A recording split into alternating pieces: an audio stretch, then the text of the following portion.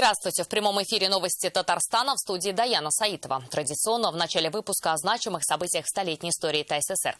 9 апреля 1942 года в Чистополь были эвакуированы Киевская предельно-ткацкая и Гомельская галантерейные фабрики.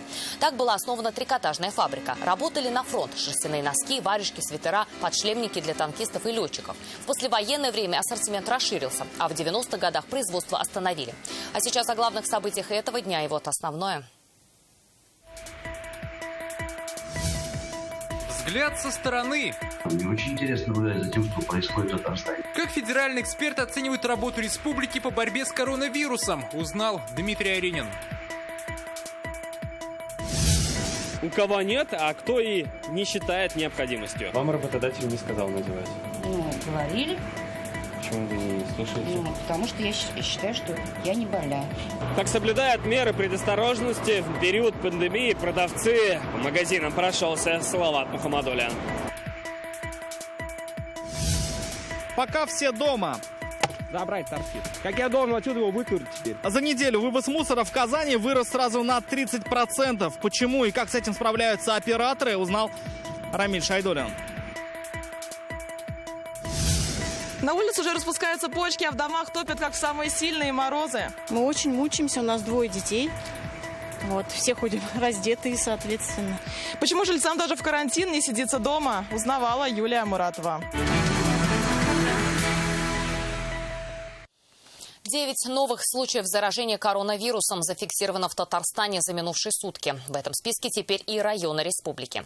Таким образом, в общей сложности у нас 50 выявленных случаев заражения. В каких районах зафиксированы случаи? Сколько лет зараженным и где уже выписали больных? Сводка последних новостей у Салавата Мухаммадуллина. Начнем с хорошей новости. Состояние всех 9 человек, у которых сегодня подтвердился коронавирус, оценивается как средней степени. Это значит, что серьезной опасности для их жизни нет. Никто из пациентов не подключен к аппарату ИВЛ. Что касается возраста зараженных, на сегодня 2 нет и 30. 4 пациента между 30 и 50 лет. 3 зараженных старше 50. Но нет никого, кому за 60. Все 9 новых больных проживают в Татарстане. 4 из Казани, 3 из Набережных Челнов. По 1 пациенту из Альметьевского и Высокогорского районов. 2 случая завозные. 7 заразились после близких контактов с инфицированными. В итоге на сегодня в Татарстане подтверждено 50 случаев. Если их распределить по городам и районам, то получается следующая картина. 35 человек – Казань, 5 – Набережные Челны, по 2 человека в Пестричинском и Высокогорском районах и по 1 в Зеленодольском, Арском, Бугульминском, Лаишевском и Альметьевском районах. Еще одна хорошая новость. Сегодня из больниц выписали и отправили домой 4 пациентов. В результате 10 человек в республике вылечили от коронавируса. И сегодня в Казанском Кремле объяснили, почему колеблются данные заболевания по Татарстану. Если вчера заболевших было не выявлено, то сегодня сразу 9 человек. Когда есть сомнительный диагноз, он отправляется в вектор. И это занимает время, когда мы ждем оттуда получения. Отправляется он туда, собственно, возвращается к нам. Отправляется туда большое количество сразу сомнительных, значит, и когда оттуда возвращается, поэтому мы имеем раз в какое-то время, озвучиваем эти данные, когда уже на руках имеем подтвержденный вектором уже диагноз. Действия Татарстана, принимаемые в борьбе с коронавирусом, федеральные эксперты советуют распространить на всю страну. Сегодня в онлайн-формате прошло заседание штаба «Волга». Политологи и члены Общественной палаты России обсудили итоги совещания Владимира Путина с губернаторами. Что из татарстанского советуют взять на вооружение, теперь знает и Дмитрий Аринин. Во-первых, это очень неординарная ситуация, она нестандартная. Ситуация с вирусом нестандартной, как действовать тоже приходится учиться на ходу. И, как говорят эксперты, этот своеобразный стресс-тест – хорошей проверкой для региональных властей. И оказалось, Татарстан подготовлен намного лучше, чем другие регионы. Не все могут, мягко говоря, в России похвастаться наличием не только сильного главы, как в случае с Республикой Татарстан, но у вас есть еще и моральный авторитет, да, который, имеется в виду, да, Минтимер Шарипович, который может там, своим словом там, действительно людей успокоить, какие-то страсти притушить. Поэтому вот такой эксперимент и такой опыт, как в Татарстане, ну вот если попытаться ретранслировать на другие регионы, было бы неплохо. По мнению экспертов, главное, что люди ждут от власти, это понятные действия и доходчивые объяснения. И в том, как организована жизнь в условиях самоизоляции, республику снова ставит в пример. Вот я звонил своим родственникам, потому что я, в общем, татарин. У меня много родственников живут в Татарстане. И они говорят, что если объяснить, зачем ты что-то хочешь сделать или куда-то проехать, ты проезжаешь, это делаешь. Но во многих регионах этого не происходит. Нужно объяснить местным региональным элитам, что происходит. Вот это самое главное, на мой взгляд. Перенять другим регионам советуют запущенную в республике систему СМС-пропусков. Ей уже воспользовались более 3 миллионов раз. Мне очень интересно наблюдать за тем, что происходит в Татарстане. Ведь смотрите, один из немногих регионов, который ввел обязательное СМС-оповещение о выходе на улицу. И это правило. И правило это было по большей части населением принято. Появилось некое понимание, как в этой ситуации себя вести. И большое отличие в других городах, в которых непонятно, можно выходить, нельзя выходить. В Общественной палате России весь региональный опыт коронавирусных мер собираются обобщить и составить топ лучших. Такие же встречи экспертов и анализ ситуации продолжат и в будущем. Дмитрий Аринин, Ринат Сафин, ТНВ, Казань. Рустам Минниханов занял 6-е место среди глав регионов, наиболее эффективно борющихся с коронавирусом. Сегодня рейтинг опубликовал Центр политической конъюнктуры. Так, в работе президента республики особо выделяет внедренную систему СМС-пропусков для передвижения жителей. Сегодня в ней зарегистрировались больше 10 тысяч человек. Таким образом, наша республика вошла в топ-10 по эффективности борьбы с пандемией. Дети не должны страдать от сложившейся ситуации. Рустам Минниханов сегодня распорядился обеспечить школьников республики планшетными компьютерами. Речь о выпускниках 9 и 11 классов из многодетных семей. В эти дни им особенно важно вести интенсивную подготовку к ОГЭ и ЕГЭ. Поручение дано Минцифре и Министерству образования. По словам президента, задача поддержать семьи, которые сейчас особенно в этом нуждаются. Рустам Минниханов в онлайн-режиме пообщался с представителями операторов связи. В Татарстане доступ в интернет предоставляют 9 компаний. Их руководители попросили президента рассмотреть возможность возобновления работы салонов связи. При этом заявили, готовы бесплатно подключить к домашнему интернету учителей, которые проводят уроки дистанционно. Рустам Минниханов призвал специалистов обратить внимание на проблемы со скоростью и доступом во всемирную паутину. Сегодня вся наша работа связана через интернет. Достаточно много было жалоб. Любая жалоба – это уже как бы дискомфорт, это нарушение образовательного цикла. Но и вся работа, в том числе и служба доставки, там все заказы, она тоже идет через интернет. Сегодня Рустам Минниханов принял участие в онлайн-заседании комиссии по вопросам военно-технического сотрудничества. Его провел Владимир Путин. Речь шла о работе предприятий в этих условиях. Рустам Минниханов рассказал, в республике сейчас работают 225 крупных предприятий. 71 предприятие пока остановлено. Главное для возобновления производства – соблюдение всех требований Роспотребнадзора. Самое главное условия для того, чтобы предприятия работали, обеспечение безопасности. Я 2 дня назад посетил Казанский вертолетный завод. На самом деле люди неделю находились дома и с удовольствием находятся на производстве. Поэтому с соблюдением всех мер предосторожности, защиты работа будет организована.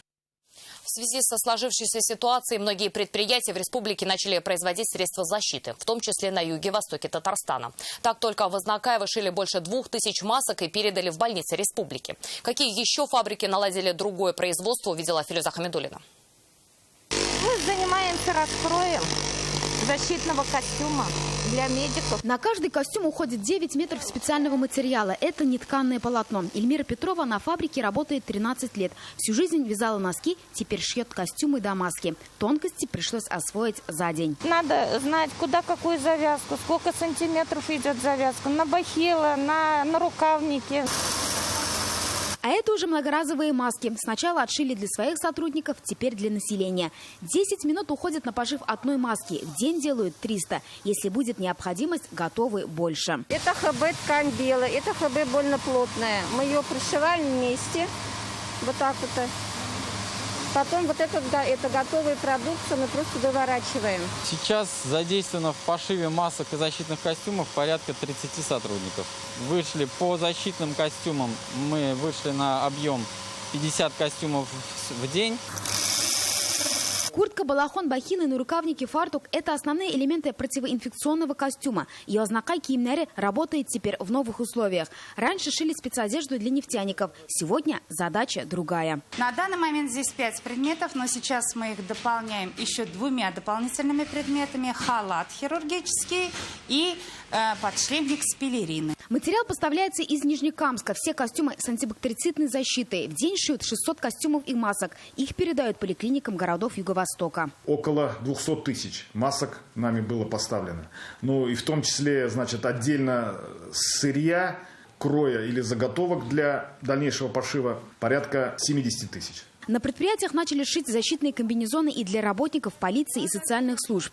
Готовы предоставить расходные материалы и лекалы и волонтерам. Илюза Хамидуллина, Эрик Хабибуллин, ТНВ, Альметьевск, Азнакаево. Врачей больницы скорой медицинской помощи Челнов сегодня задарили цветами. Десятки букетов от местных предпринимателей. Это благодарность медикам за их самоотверженный труд во время пандемии. Основная борьба с распространением опасной инфекции на их плечах. Цветы скрасят их тяжелые трудовые будни. Такая акция «Мы вместе» проходит по всей стране. На прошлой неделе цветы получили казанские врачи. В этот непростой момент для нашей страны вы впереди, вы первые держите оборону. Благодарность вам от нас и огромный низкий поклон. Спасибо. Спасибо вам большое.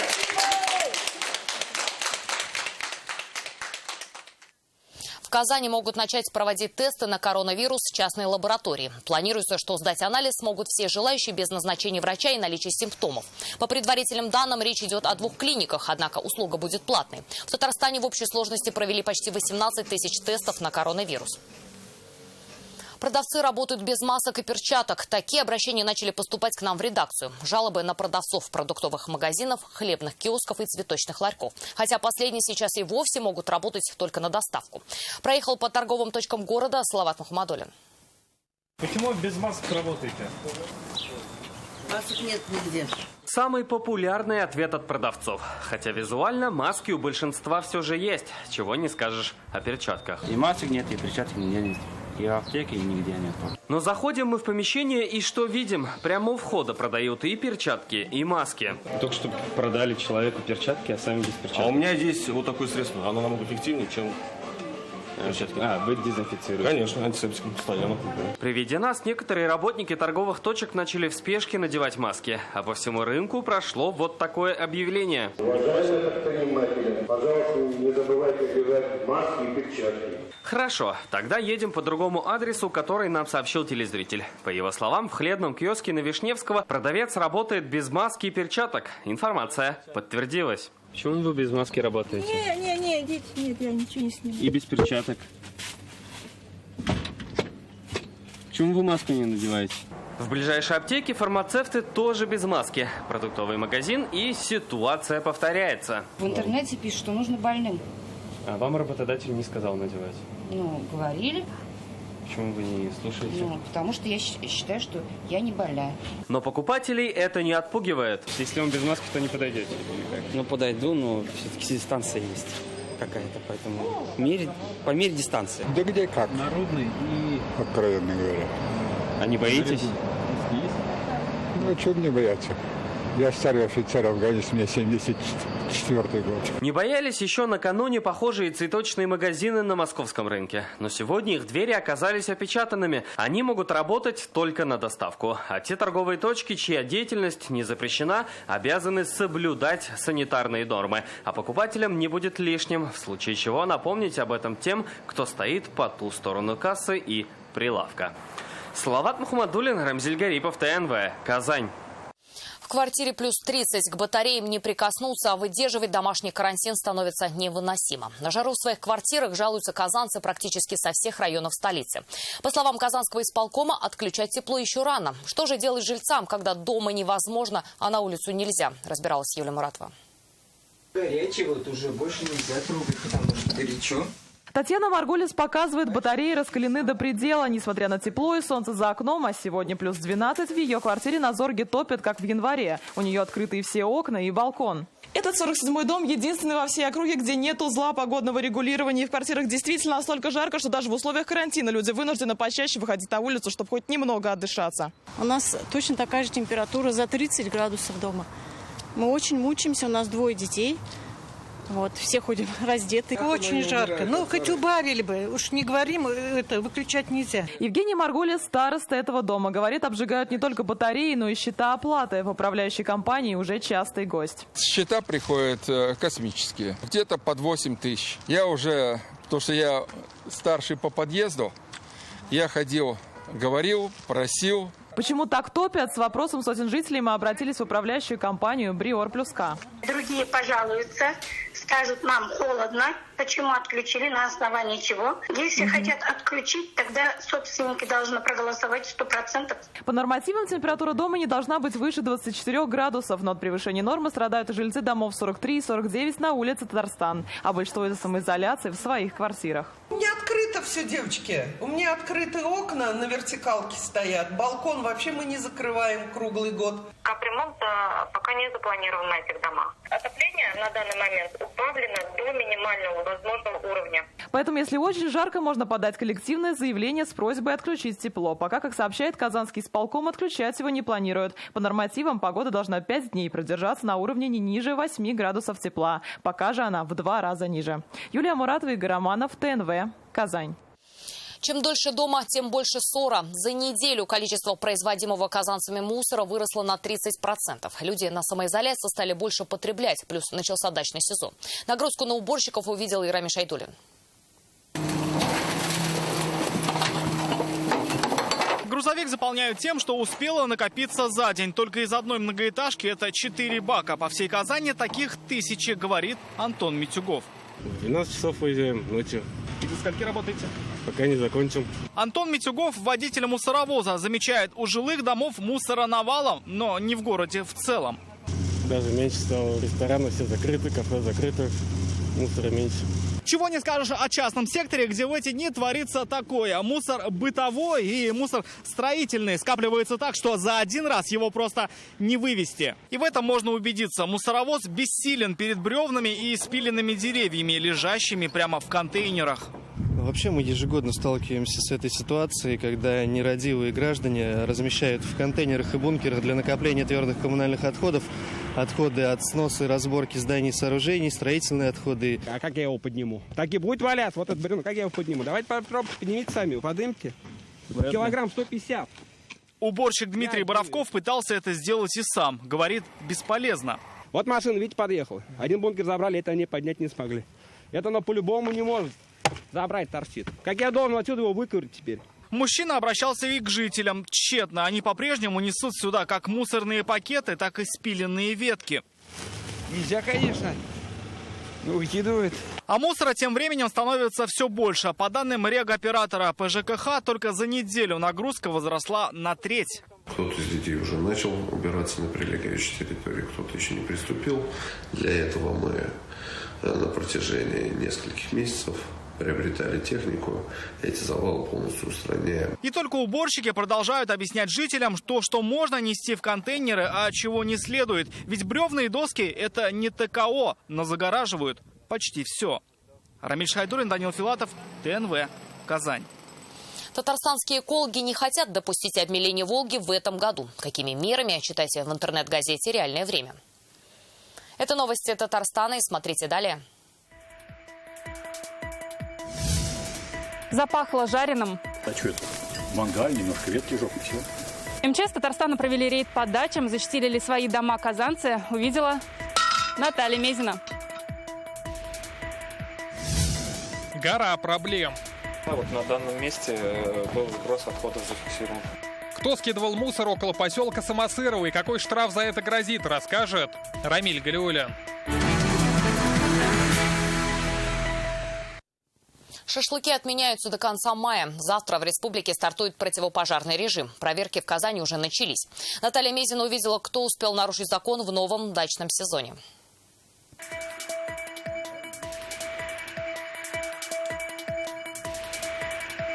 Открывая дачный сезон, надо помнить об основных правилах пожарной безопасности.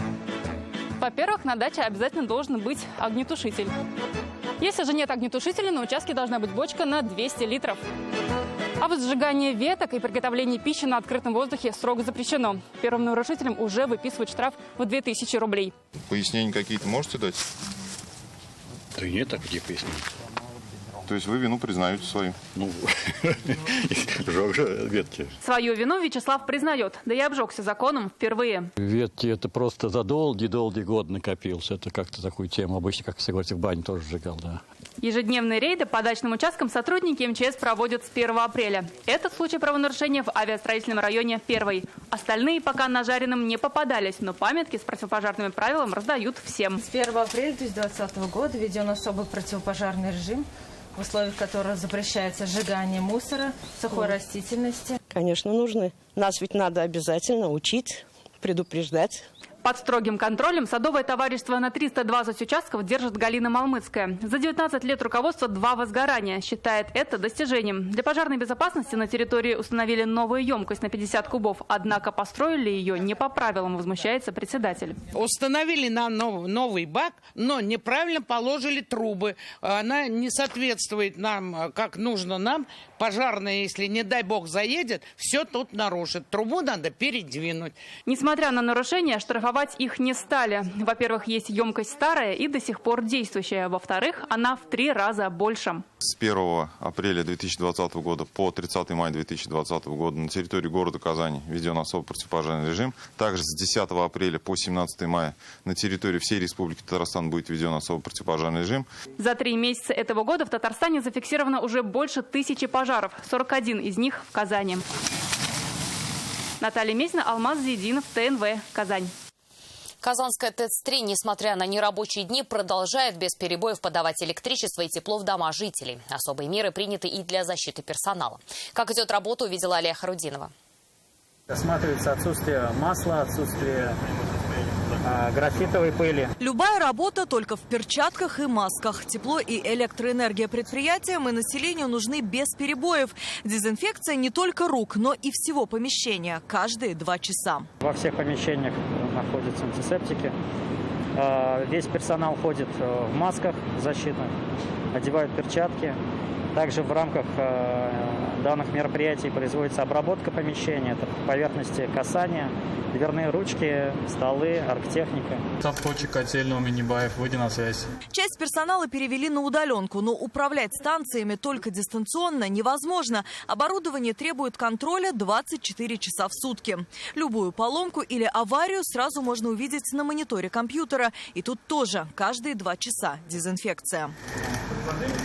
Продолжается и отопительный сезон. На станциях имеется необходимый запас топлива. Объема точно хватит до конца сезона.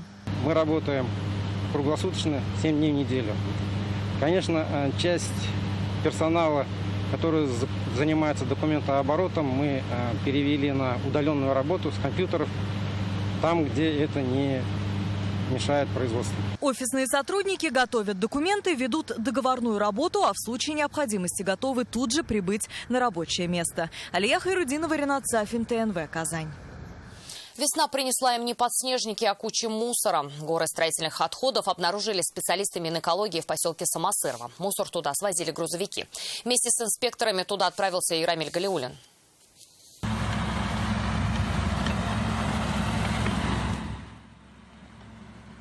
Это видео сняли жители Самосырова. Водителя грузовика поймали с поличным во время сброса мусора. Нарушителя удалось остановить еще до отъезда, приехавшим на место экологам. На данном месте был сброс отходов зафиксирован. По словам представителя собственника участка, это не свалка мусора. Они делали насыпь для строительства ангара. Об этом он рассказал экологам во время составления протокола. Мы пытались с ним связаться, но его телефон весь день был недоступен. Абонент временно недоступен. Как пояснили экологи, за горы строительного мусора на виновника составили протокол. Грозит ему штраф по статье 8.2 от 1000 до 2 рублей, но тут штрафом он просто не отделается, тут будет посчитан ущерб, поэтому ущерб также будет предъявлен. За время, пока там находились экологи, на территорию пытались проехать еще несколько грузовиков. Правда, увидев инспекторов и телекамеру, развернулись и исчезли.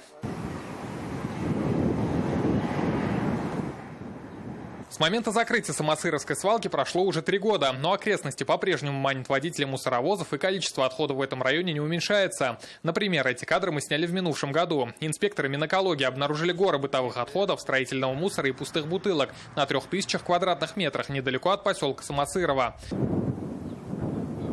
Устранить старые свалки и найти новые, если таковые имеются. Задача санитарного двухмесячника. Генеральную уборку в Татарстане экологи начали 1 апреля. Рамиль Галиуллин, Руслан Хуснудинов, Азат Самигуллин, ТНВ, Казань. В Челнах на месяц ограничили движение по мосту через Каму. Транспорт сейчас не может проехать по правой полосе дороги в сторону Казани. Начался ремонт.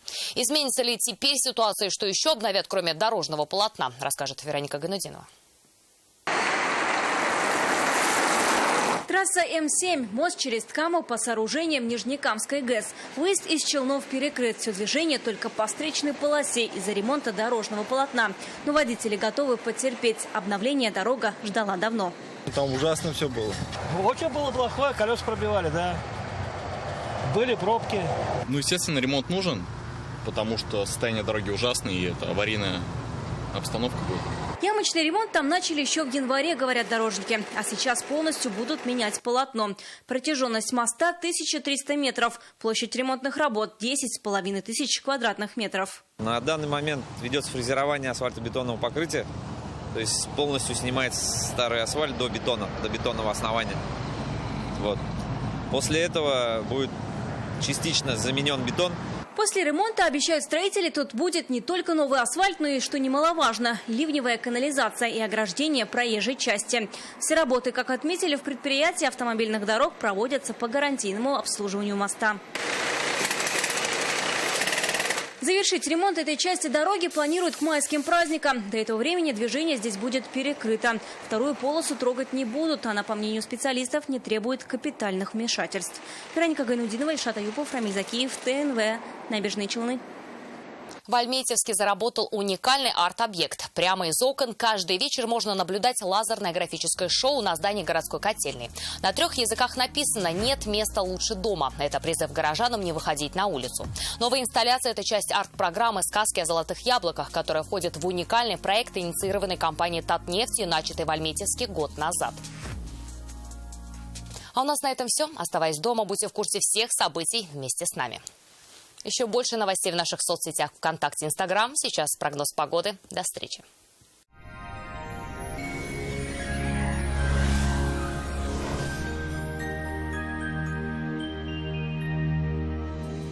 Теплые воздушные массы продолжат удерживать комфортную погоду в республике в предстоящие сутки. Подробности после полезной информации. Здравствуйте! Хотите новый шкаф-купе? Качественно, в срок, да еще и со скидкой 20%? Звоните в Данил Мастер 2 167 166 или приходите в Казань, Восстание 23. По данным сервиса Яндекс.Погода, в Бугульме, Бавлах и Азнакаево будет облачно. Вероятность осадков будет небольшой, тепло плюс 13-14 градусов. В набережных Челнах, Нижнекамске и Елабуге также тепло. Осадки маловероятны, днем до плюс 14. В Агрызе, Менделеевске, Актаныше ожидается облачная погода, без осадков, плюс 14-16 градусов. В Арске, Кукмаре и Балтаси ожидается облачная погода, без осадков, днем довольно тепло, плюс 13-14 градусов. В Болгаре, Дрожжином и Буинске такая же синоптическая ситуация, облачно и до плюс 15. В Альметьевске, Чистополе и Мамадыше тепло сохранится. Осадки не прогнозируются, плюс 14-15 градусов. В последующие сутки очередной циклонический вихрь принесет понижение температур и дожди. В Казани ожидается облачная погода. Осадки маловероятны. В ночные часы воздух прогреется до 6 тепла, а в дневные до 16 градусов выше 0. Ветер южный умеренный до сильного. Атмосферное давление в пределах нормы 749 мм ртутного столба. Влажность воздуха 56%. Магнитное поле Земли спокойное. На этом наш выпуск завершен. До свидания.